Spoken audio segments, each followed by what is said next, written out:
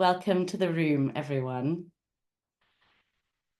So we're now going to turn to our amazing panelists who will share their experiences of using the Three Horizons framework in different contexts.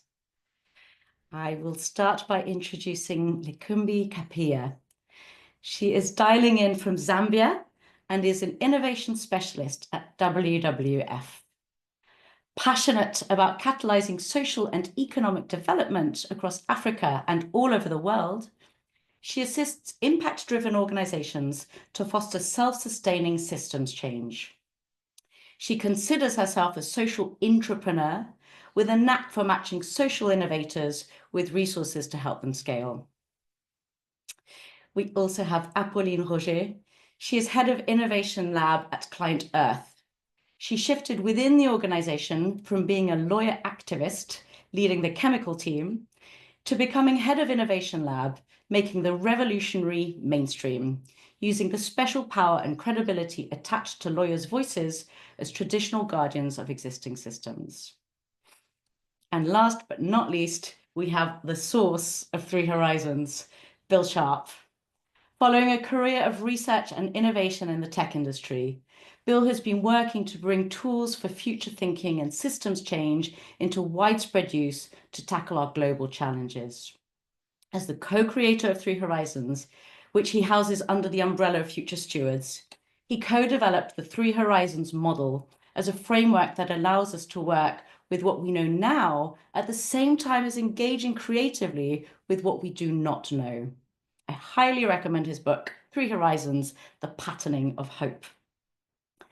All three of our speakers are actively focused on hope, agency, and collective intelligence. And these are key themes that we also believe are necessary to bring about societal transformation. So let's dive in. I'm going to start with the questions, but then we'll also bring in questions from the group. So please just put all of your questions in the chat. We'll seed them, and whatever we can't answer now will serve to spark future dialogue. So don't be shy with your questions. So Likumbi, Bill, and Apolline, I am ready to turn to you. To start off, I'm going to give you a few minutes each, to answer these three questions in the context of your work. So I'm going to start with Likumbi. So how have you used the Three Horizons framework? What were the conditions needed for it to happen? And what do you see as the positive outcomes of using Three Horizons? Thank you so much, Liv, for those questions, and happy to see such a range of people on the call. So just sharing really briefly how we've used it at WWF, working with teams across the network. We really use it in a way, well, as one of our tools as the innovation team to support conservation teams across the network to think about how they can accelerate conservation impacts. Quite practically, in the last year and a half, we've used it in a structured funnel-shaped process for specific teams across Africa, Asia, and Latin America in an innovation sort of sprint design process that's funnel-shaped, so the teams drop off at each stage. And we use Three Horizons really at the beginning, spark this exploratory conversation of how they could shift or transform the future of conservation work for specific thematic areas. The topics don't matter so much, but if you'd like to know, just corridors and connectivity and nature-based solutions. So what would the 10-year future of nature-based solutions look like in Brazil or Indonesia? And how could the teams design innovative projects towards that goal? So Three Horizons really was the beginning of this exploratory space. It was really liberating to use Three Horizons to spark conversations, especially thinking about that third horizon, if you're familiar with it, about what could ecosystems look like if they could vote in their decisions, what governance structures would be needed to hear the voice of nature, what if nature is represented in the boardroom, and then design towards that. And I think it was quite interesting to bring those topics of conversation in with PhDs or conservation people who didn't typically have those conversations.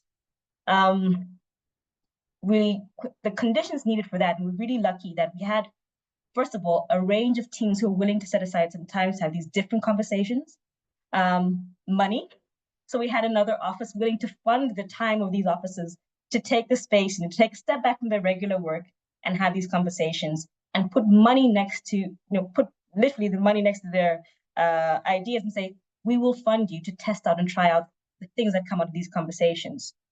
Quite practically, as an innovation team, it was not just discussions. These things had to translate into actual action. So our process, and we're still doing it this way, is layered. It's the beginning process with Three Horizons, but then we go into design thinking and other innovation tools to help the teams actually prototype and test some of the ideas on the ground. So we do use it, Three Horizons, in conjunction with other tools. What we're seeing, this has been about 18 months of using it in this particular way, this funnel shape with teams actually designing projects.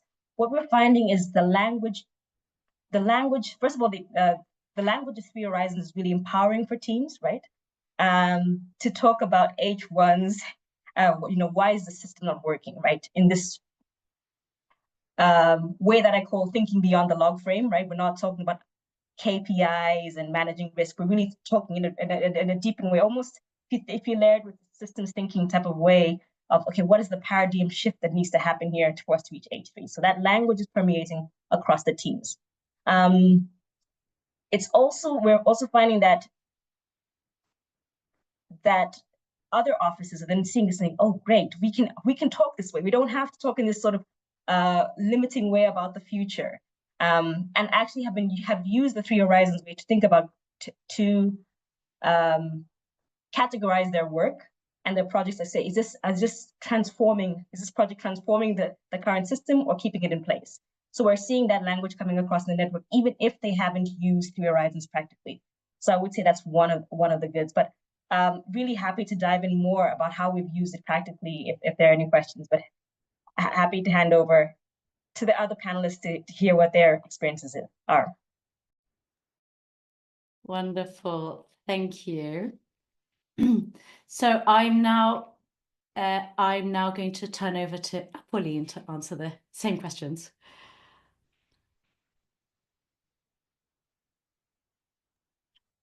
Hi everyone.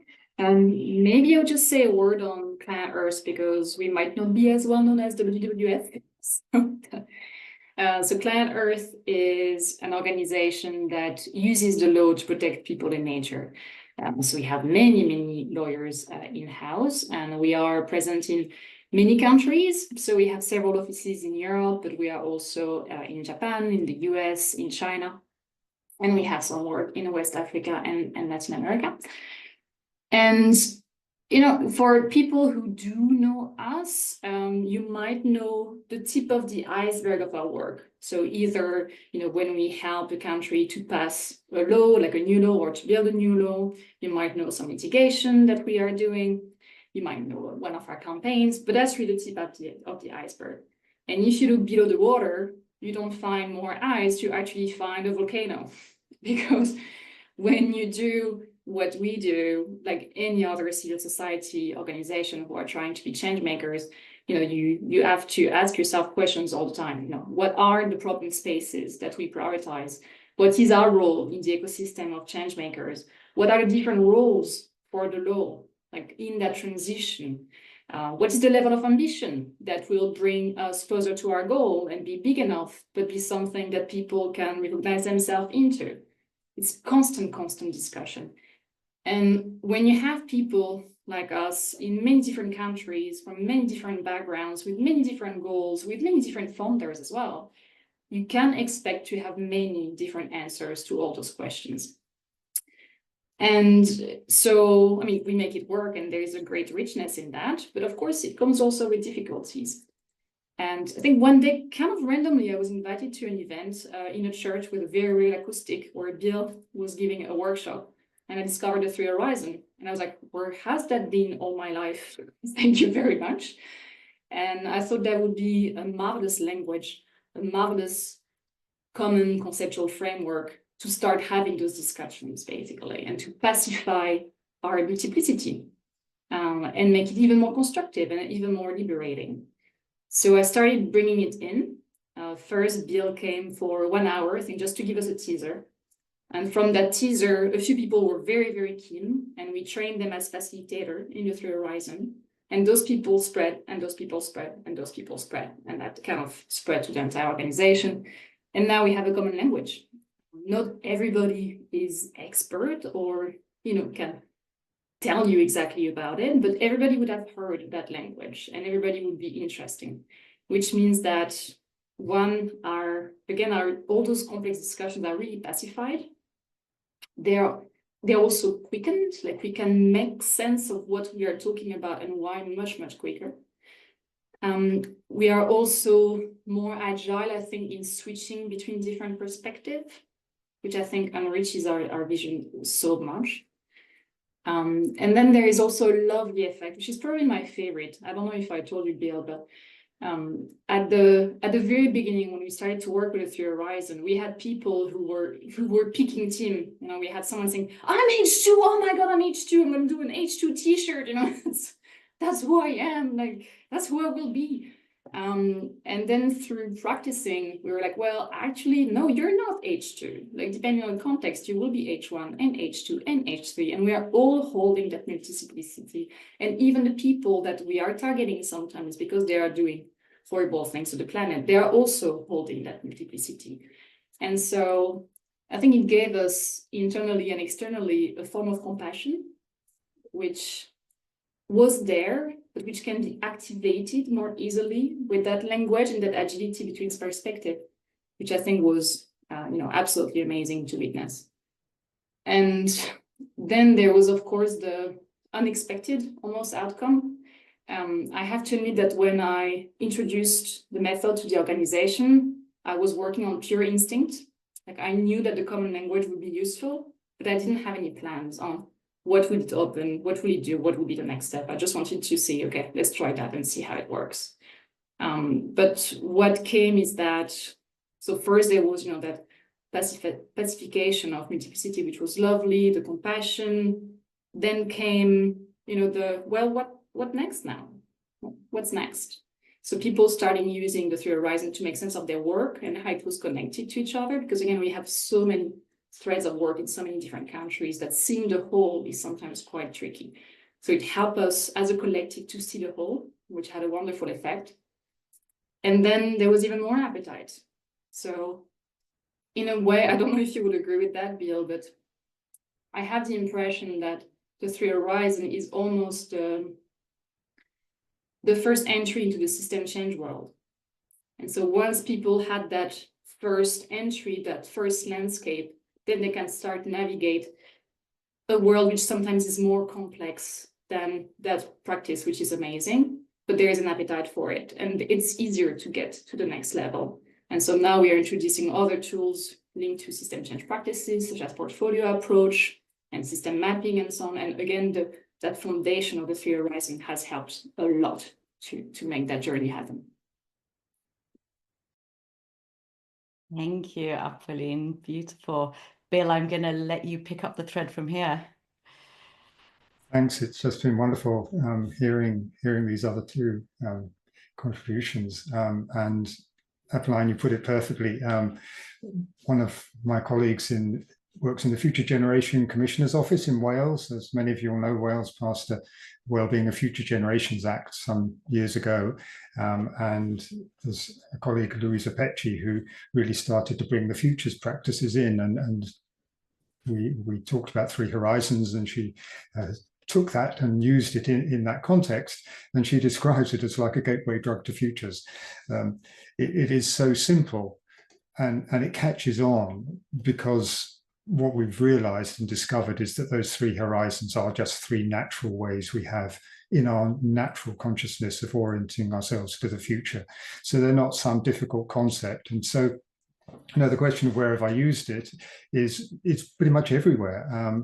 I've found people using it in their personal lives to think about their relationships, and I've used it in the context of a project which involved the World Bank and others looking at global carbon pricing. So its power comes from that basic simplicity and what some people call layering, and both of you have talked about bringing other tools in. So you can regard it as just, you've got 20 tools on your bookshelf, here's number 21, that's fine. But what it also does is provide a stable platform in which you can hold the whole question you're exploring and then bring in different tools to do different things with it. So I have used it in many contexts, and I've seen that context evolve over the last decade. As it used to be maybe only 5 years ago, systems change, systems thinking was regarded as a somewhat niche interest and not something, this rather difficult, complex thing, you know, rather technical and whatever. And now the need for profound change in all our systems, all our taken for granted systems of life is becoming so widespread that the context has moved from individual organizations wanting to think about strategy to whole sectoral change initiatives, where it's much more that you've got maybe 20, 30 people in the room and you were both talking about a very complex conversation.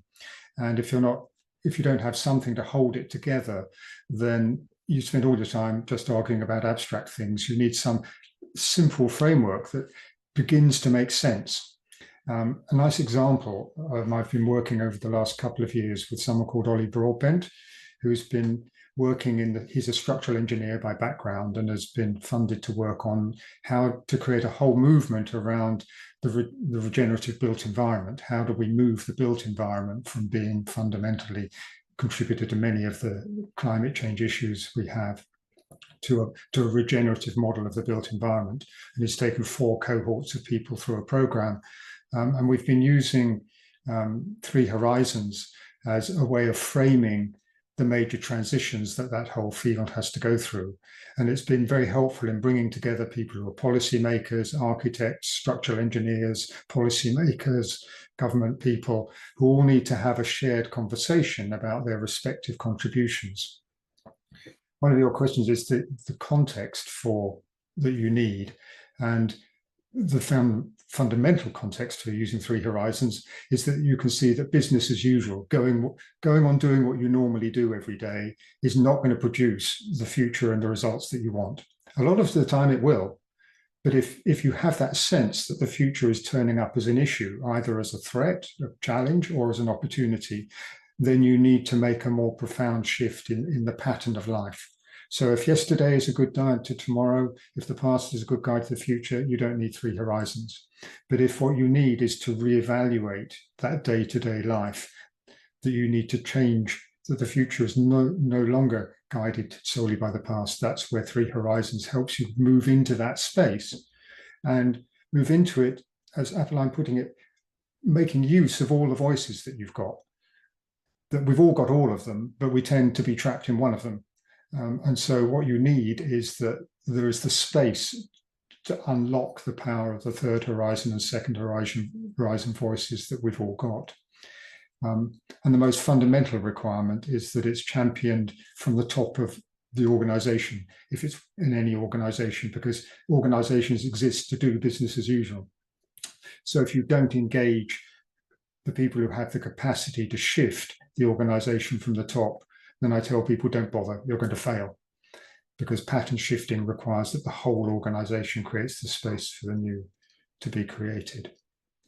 I'm not sure whether I've answered your questions, but that's probably enough to get going, is it? Yes, absolutely. Yeah. So much that I'm struggling to decide which one of these gold nuggets I want to pick up on.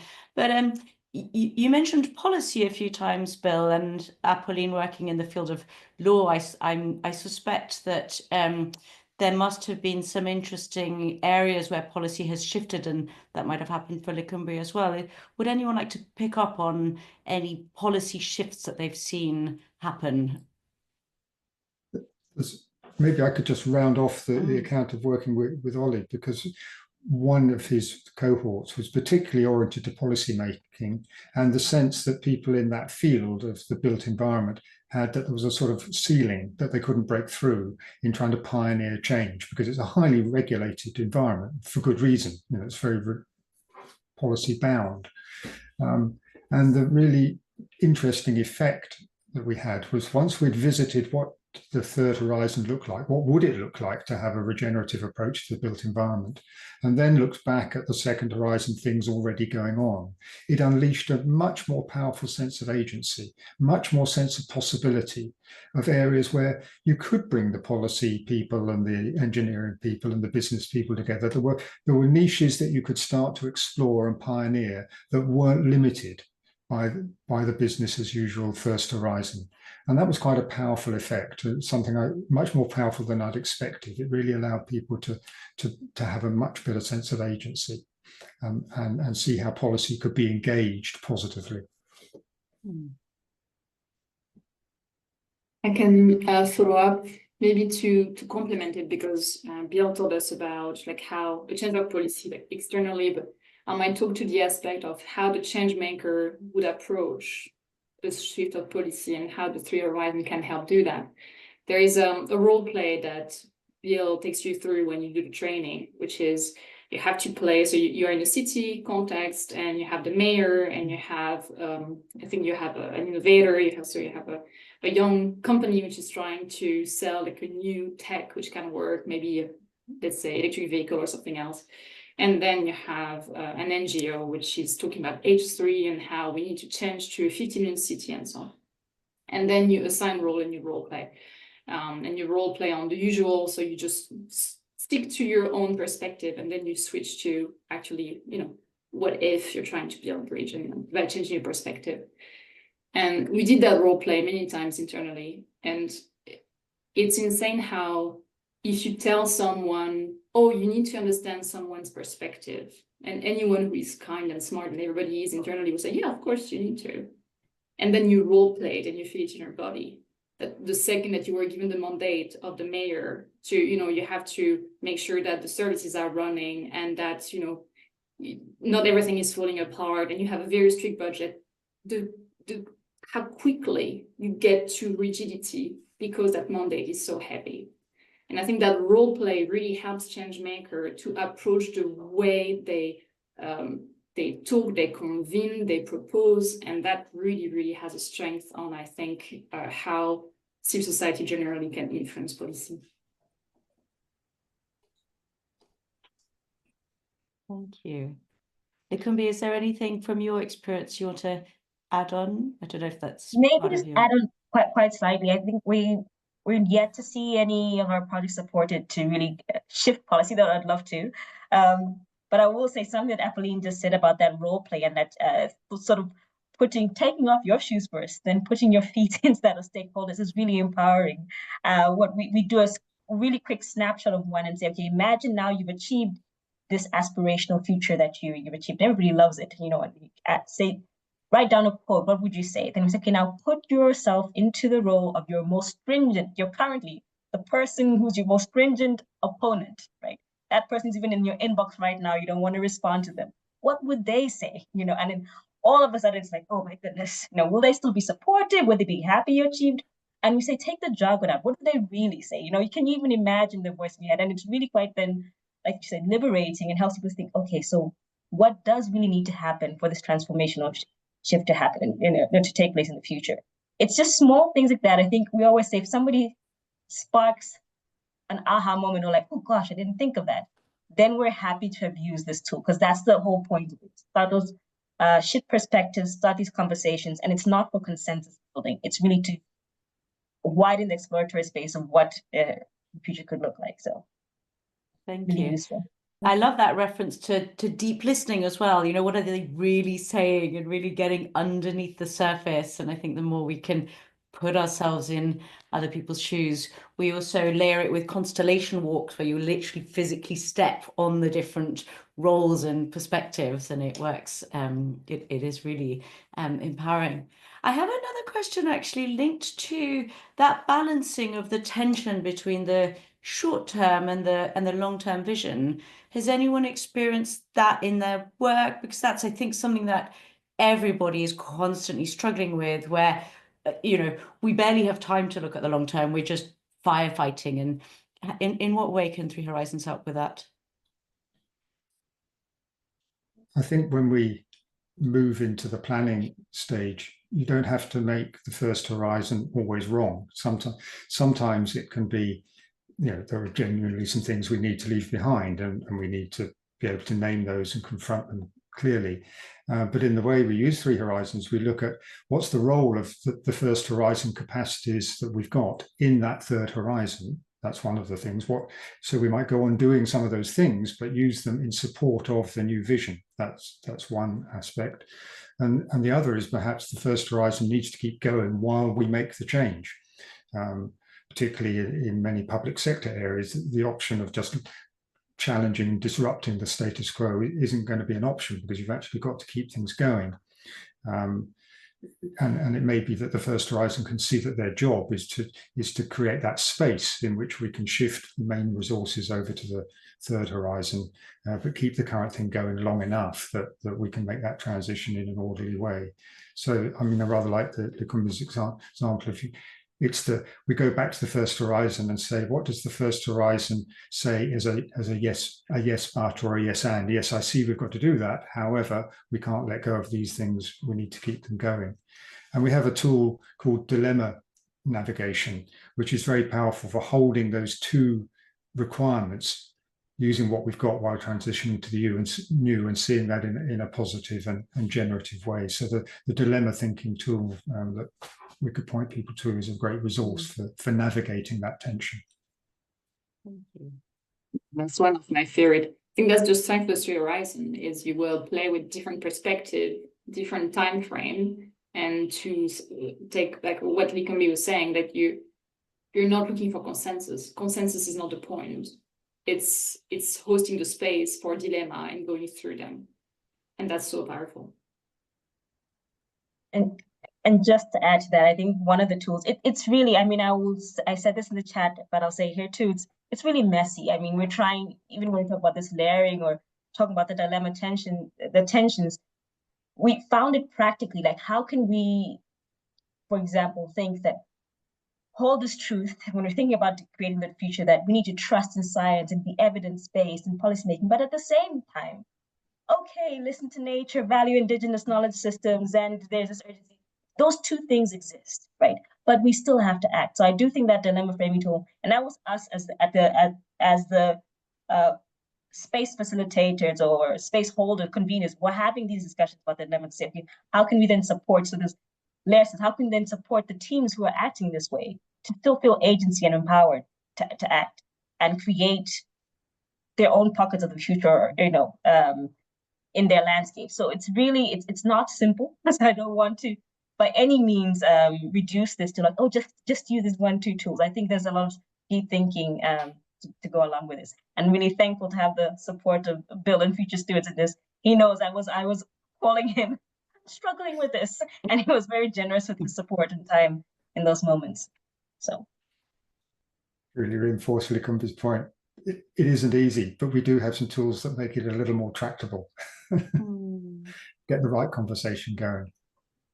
I think there is always in very busy people, which we all are all the time, there is always a sense that, oh, wow, we cannot do creative stuff, that's, it's going to take too much time, or that's going to be too complicated, like we don't know how to do that. Same thing for future thinking, that, oh, it's too heavy. And so that's the beauty of the three horizon of the tools, to say, actually, you know what, you could 20 minutes and you could already have something. Like you can have a version of it, which already allows you to slow down enough to uncover your assumption and be more intentional about what you're doing. And I think that's very liberating. And that's why the layering up happens after, is because once people say, oh, okay, it's fine, actually, then they can say, okay, I can try something else. I'm fine with that. I can see that it's not my week which disappeared, and I feel more empowered at the end. But I think, going back to an earlier point, this is why being supported by the top of the organization is essential, because the demand of the current way of doing things will always prevail, because that's what people are measured on. Have you delivered this quarter? So unless the top of the organization creates that space and that resource and protects it, then the new will be allowed to get going, but it won't be allowed to really challenge and really command the resources it needs. And that's why things will fail. So having high enough support in the organization is a critical success factor for this sort of change. And on that point, Bill or anyone else, have you seen examples where maybe someone not at the top has needed help, and then you've sort of managed to bring it to the top to bring people on board onto the journey? Probably a question for Bill. Well, I was hoping one of the others would answer, because I usually say, look, it's not a status thing, but if the person of enough authority isn't in the room, I'm not going to do the work because it's just wasting everybody's time. So it's just a matter of ensuring that the convenings really have the right agency around to tackle the thing they're trying to tackle. I'm interested how Apolline and Likumbi have seen this in their own organizations. I'm happy to share my experience, but of course it's a slightly different context because I think your premise, Bill, is you work on the organization need to change for, let's say it's a city or like a state, and they need to change their ways of doing things, and therefore you need buy-in from the beginning. And I think that's absolutely relevant. My situation is a bit different because we are a change maker organization. We're just trying to be even more transformative. So it's a different premise, right? But our executive team is very supportive of any way we can be more impactful and more generous with the movement. So I had an implicit buy-in to do whatever I can to do that. But at the time when I started to work with Three Horizon, a lot of things were happening, which meant that the executive team was probably not open to having a full discussion of, okay, that's what we want to do, that's the plan, let's roll it out. And so I adopted a different approach, which was like the sneaky approach. That's why I did a teaser with Bill. That's why I identified who was super keen to learn more. I selected the people who were social influencer within the organization. So not necessarily because of their hierarchical status, but because they had a social network which was very rich and deep. And that's how it spread. And then it spread because we were always addressing a pain point, which was identified by the organization. And then we were relayed by good gossip. Basically, if something works, it's going to spread at some point. And that's how it came. And then it became so big that the executive team and the board said, wait a minute, what's that? And then we got them. And now we have the actual, the wave back because that it influenced like some of our priorities.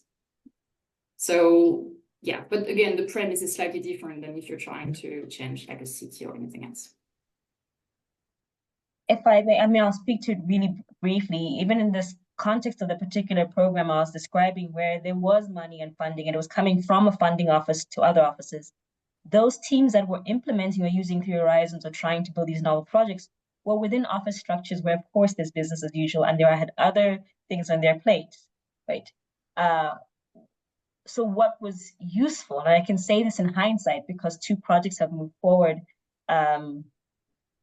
to really, they're in the next stage after prototyping of their projects, is that when we then brought the leaders who were not necessarily part of the conversation into the conversation of now, hey, your teams have got this, they're special now, they've achieved this goal and they've got this support. The leaders then would be interested, oh, what's happening? What's this Three Horizons thing? And we were quite lucky, I think I didn't mention this in the beginning, with our Three Horizons process, we had a 2-layered approach. So we had teams creating their country officers teams creating their own Three Horizons map, or what they thought what they saw as a future.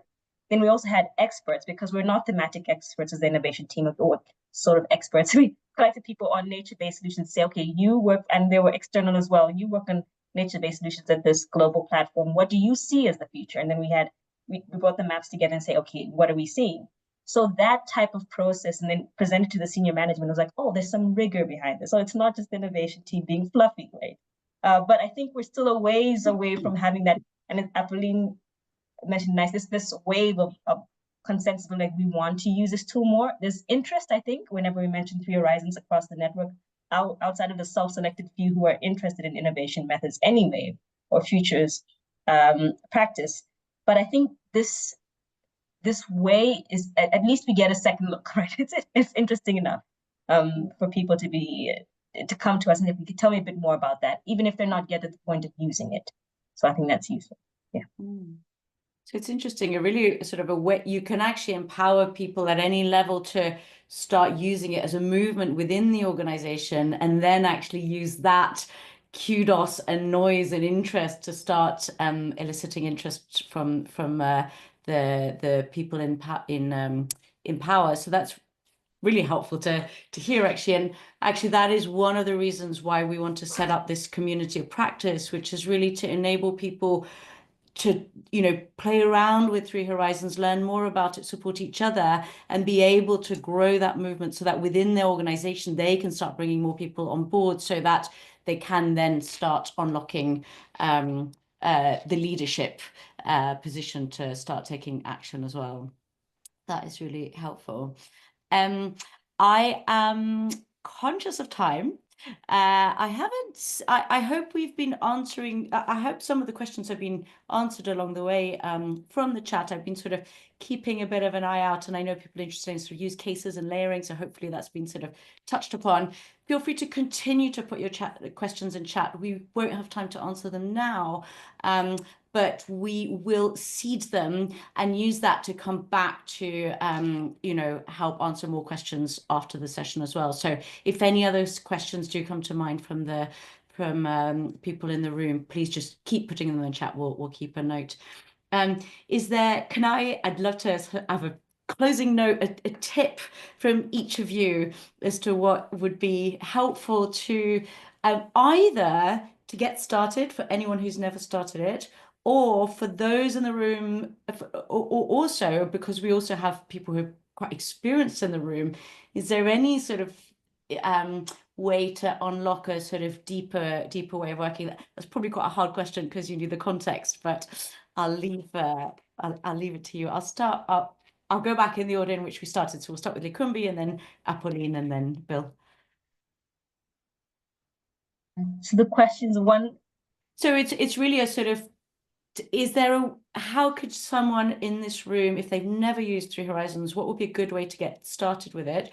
Or if you have more of an experience recently where you've got your more sort of experienced user hat on, is there something as a more experienced user that is helpful to remember to go deeper? Because we've got both types of people in the room. So one, I think, as Bill had put it, and I wrote it down because I loved it so much, I do think 3H, if you have not attended a training or had a 3H experience with somebody creating that space for you, definitely attend it. It is a gateway drug to future practice. If you'd like to nerd out on it, I think there's a lot of great resources on futures thinking, futures practice, futures literacy, whatever the title may be. Currently being nerded out by exploring those podcasts and futures thinking, ways of thinking, and especially intertwined with how different cultures think about time and then think about creatively imagine the future. So if you want to dig into that, I think you could also add an extra layer of the cultural context of what is time, what is the future. I love it. Yeah. Thank you. Time traveling is here. That's really wonderful. Thank you, Likumbi. Apolline. Yeah, I mean, all the resources that Future Stewards created, they're amazing. So just there individually, you can learn so much with that. On the more experience, how to deepen, yeah, for the time, like I love the version of the Three Horizons when you also look into the past, like what took us there. I think that's a lovely layer to add. And then indeed, like layering up with different like horizon scanning and other system change practice, I think is very useful. But more generally, I think if you start to be a bit more at ease, then the point becomes to bring others in, because if, it's a collective tool. I mean, you can use it individually, but the power is in collective tool. And here, my advice would be to really use the deep listening and compassion approach of identifying what are the pain points in whoever you want to bring in, and to hook them with that rather than the language of system change and future thinking, which probably will never say anything to them at the beginning. But if you say, that's your pain point, maybe that helps you to try, then you will get people in. Thank you. Just start using it. If you want to learn to play tennis, you pick up a racket and a ball and go onto the court with someone on the other end and you whack the ball over the net, and start learning to play tennis or picking up an instrument. Just start using it.